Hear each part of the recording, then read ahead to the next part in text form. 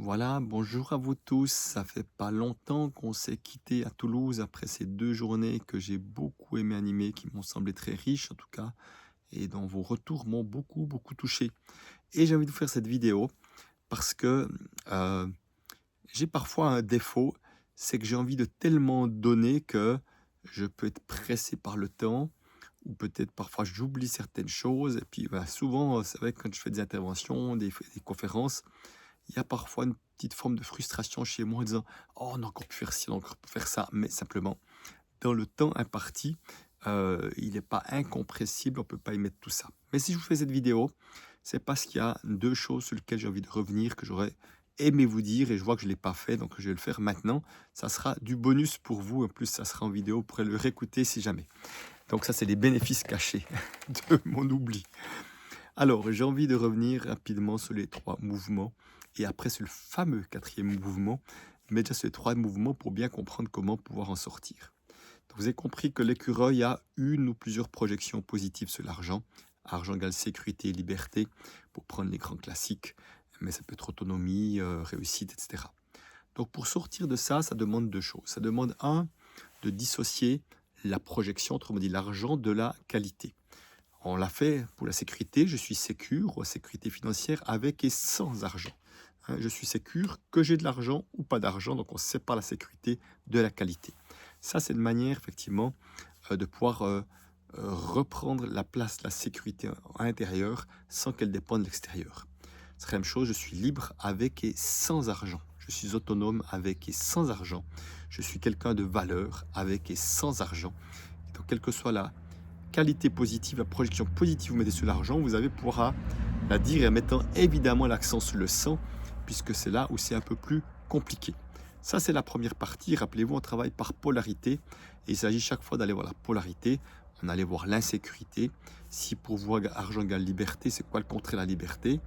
Dépendant, contraint, prisonnier, coincé, bloqué, etc. Il y a beaucoup de mots qui peuvent être voilà, les voitures qui passent parfois, qui peuvent être à l'opposé effectivement de la liberté. Donc vous allez aller accueillir, et ça va pas faire envie du tout, je peux déjà vous le dire, cette partie-là. Je suis prisonnier, et c'est ok. Je suis dépendant, c'est ok. Je suis coincé, c'est ok. Choisissez vraiment le mot qui vous vient le plus spontanément possible, et plus vous avez horreur de ce mot-là, plus il y a de chances que ce soit le bon mot. Donc ça veut dire, ça va peut-être pas être facile tout à fait à dire. Ça peut être je suis super méga, on pousse un peu le trait parfois, prisonnier, coincé, je ne sais quoi. Et effectivement, peut-être ça sera à redire quelquefois jusqu'à que ce soit fluide. Et puis parfois pour terminer, pour voir si c'est bien acquis, vous pouvez dire je suis libre même en étant la chose perçue comme négative avant. Euh, si je reprends juste l'exemple de la dépendance, pour certains c'est dépendance, c'est perdre sa liberté. Peter Koenig disait la dépendance n'est pas un choix de vie, c'est un fait de vie. Nous sommes tous dépendants, que nous le veuillons ou pas. Nous sommes tous dépendants déjà de l'air que nous respirons, mais également, quand je prends l'avion, comme c'était le cas pour venir à Toulouse, j'étais absolument dépendant d'une équipe de pilotes et copilotes. J'étais dépendant de l'équipe de la tour de contrôle, j'ai zéro impact. Quand je prends un train ou un TGV, je suis complètement dépendant et du conducteur du train et de ceux qui s'occupent effectivement des aiguillages. Donc il y a plein de situations d'être dépendant. Et où est le problème? Je suis dépendant de ceux qui s'occupent de l'électricité chez moi, du gaz, etc. Et quand on peut se laisser aller dans cette dépendance, c'est beaucoup plus relax que rejeter l'idée de la dépendance. Donc autant choisir ces dépendances plutôt que si je rejette l'idée de la dépendance, je vais subir des dépendances. Parfois, je peux être dépendant financièrement d'un conjoint, d'un partenaire de vie, ou du chômage, ou du RSA et autres. Et on peut se battre contre, ou on peut choisir, se dire, waouh, finalement, quelle chance j'ai d'avoir cette personne, cet institut-là, qui me soutient momentanément durant cette phase que je vis là maintenant. Donc voilà, peut-être pour aussi vraiment comprendre que accueillir la dépendance, c'est quelque chose d'absolument important. Donc c'est pour le mouvement écureuil. Ceux qui sont dans le mouvement repousseur, donc qui ont une ou plusieurs projections négatives sur l'argent, donc il s'agit d'aller mettre le mot sur les projections. Je vais donner 2 exemples. Si vous pensez que l'argent est source de conflit, vous allez devoir accueillir la source de conflit en vous. Je suis une source de conflit et c'est OK. Alors déjà, la première chose, nous n'avons pas le pouvoir de créer du conflit. Nous pouvons agir d'une certaine manière et ça dépend toujours de l'autre d'entrer en conflit avec nous ou pas. Mais si l'autre n'entre pas en conflit, il n'y aura pas de conflit. Alors bien évidemment, on a nos conflits intérieurs avec les parts de nous, mais ce n'est pas de ça qu'il s'agit. Donc je suis une source de conflit et c'est OK. Et s'il y a des personnes comme moi, comme vous, pardon, plutôt, s'il y a des personnes comme moi qui avaient de la peine avec le conflit, ce qui était mon cas, ce qui, je ne veux pas dire que je suis à l'aise, mais je suis plus à l'aise aujourd'hui, eh ben, c'est des phrases importantes pour se relaxer et s'autoriser à dire des choses, à faire des choses, même si ça pourrait potentiellement générer du conflit. Donc je suis une source de conflit, c'est OK. Ou si l'argent est sale, je suis sale et c'est OK. Si l'argent pour vous c'est l'injustice, je suis injuste et c'est OK. Ou source d'injustice et c'est OK. Donc accueillir ces parts-là qui seront probablement pas très faciles. Et après aller voir la polarité qui sera perçue comme positive. C'est quoi être source de conflit? Trouver le bon mot. Moi je dirais source d'harmonie par exemple.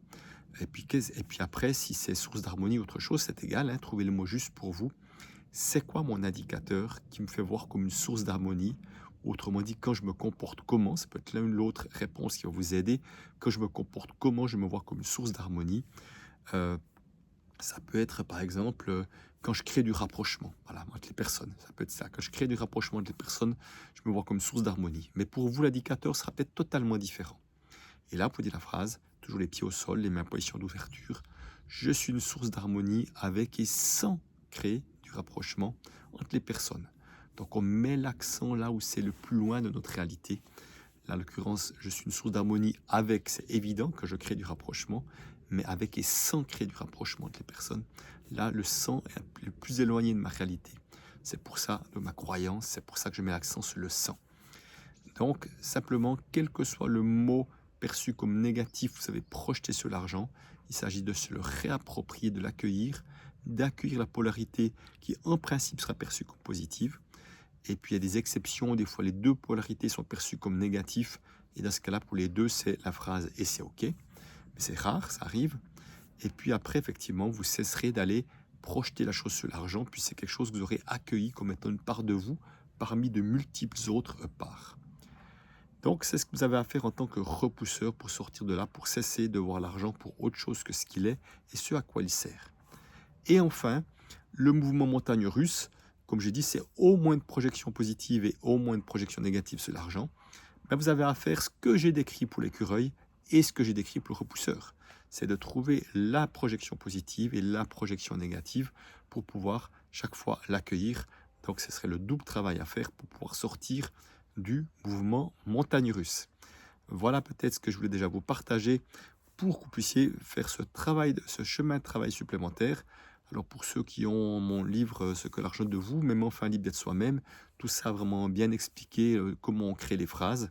On en parle un peu dans le défi des 100 jours également de Lilou Massé. Le fameux quatrième mouvement. Alors c'est quoi ce fameux quatrième mouvement que Peter Koenig n'est pas défini? On me l'a demandé une fois en conférence à Lyon, assez au début que j'animais. Mais c'est bien joli tout ça, il doit bien avoir un quatrième mouvement qui est plus intéressant, plus agréable. Et je l'ai créé comme ça, en un claquement de doigts, du tac au tac. Voilà en gros ce que j'ai dit. J'ai dit effectivement dans le quatrième mouvement, nous n'aurions plus de projection inconsciente sur l'argent, puisque la projection inconsciente sur l'argent est ce qui est la source de nos comportements avec l'argent. Donc on verrait l'argent pour ce à quoi il sert, autrement dit, on aura une sorte de juste détachement sur l'argent. Le juste détachement, ce n'est ni être accroché, ni négliger l'argent, c'est le juste détachement.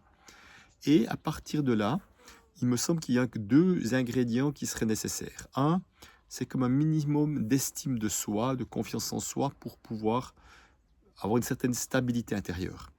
Et la deuxième chose, ça serait également d'avoir confiance, moi j'appelle ça confiance en la vie, en plus grand que soi, parce que je pense que c'est important de pouvoir, si je pense que je peux compter que sur moi, je vois souvent ça chez des femmes, si on pense qu'on peut compter que sur soi, c'est forcément très anxiogène, puis ça signifie que quoi qu'il m'arriverait, tout à coup, tout est foutu puisque je peux compter que sur moi.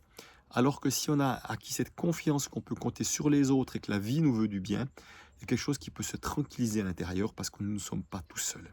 Donc cette confiance en la vie, vous pouvez appeler ça à travers une religion, Dieu ou autre chose, ça n'a aucune importance. Ce qui compte, c'est d'avoir, en tout cas, comme moi je le crois aujourd'hui, qu'il y a une forme d'intelligence bien supérieure à la mienne, qui m'amène des bonnes rencontres dans ma vie, à un certain nombre de moments de manière complètement je dirais, invraisemblables parfois, qui m'amènent parfois des intuitions, des soutiens et toutes sortes de choses au bon moment, etc. Donc, dans ce quatrième mouvement, ça signifierait quoi par rapport à l'argent?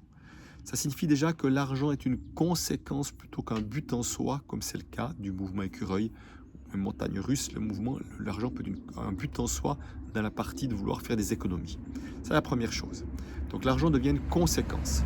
Autrement dit, je vais faire ce que j'ai à faire dans mon métier par exemple, ou si je fais des placements, je vais me concentrer sur ce que j'ai à faire avec la confiance que l'argent arrivera comme cette conséquence.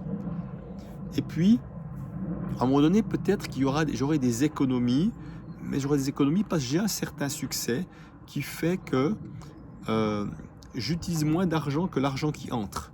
C'est ce que j'ai la chance de vivre maintenant.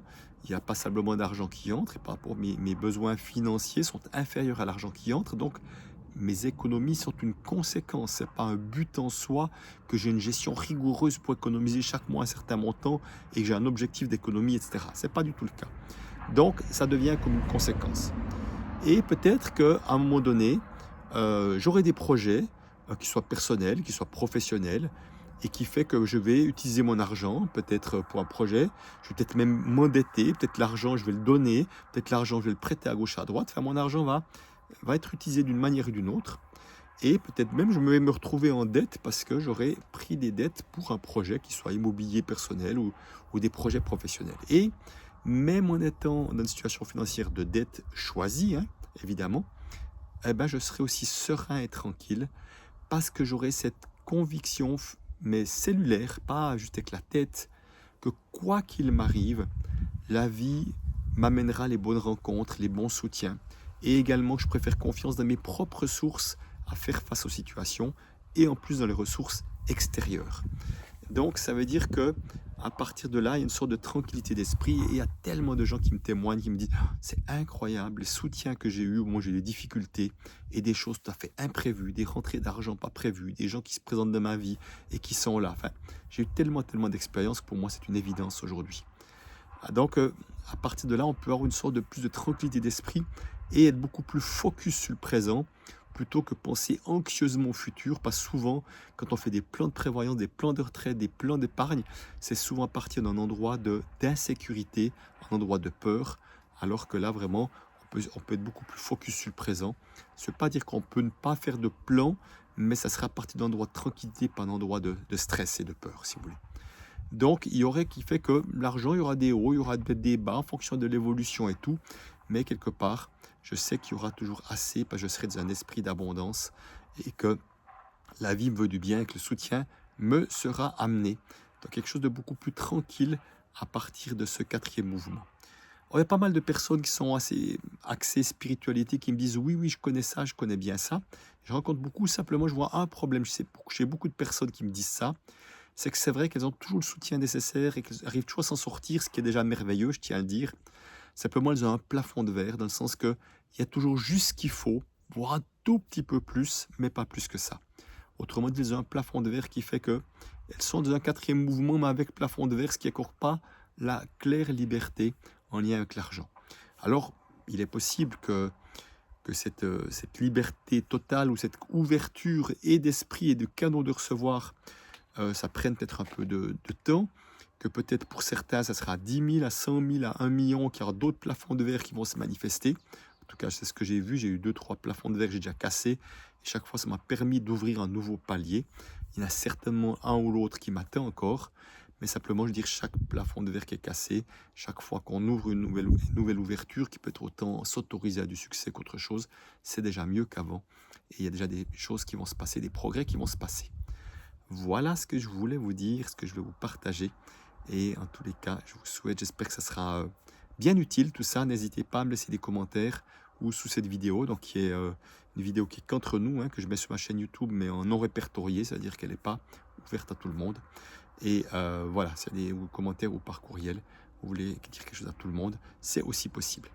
Voilà, je vous souhaite le meilleur, je vous souhaite plein de bonnes choses, je vous souhaite de pouvoir œuvrer, de pouvoir partager quelque chose qui vous est cher, qui est cher à votre cœur, qui est cher à votre âme, et de chacun, chacune, que nous puissions rayonner l'être d'amour que nous sommes, parce que nous sommes des êtres d'amour, je crois que vous l'avez bien compris durant ces 2 jours.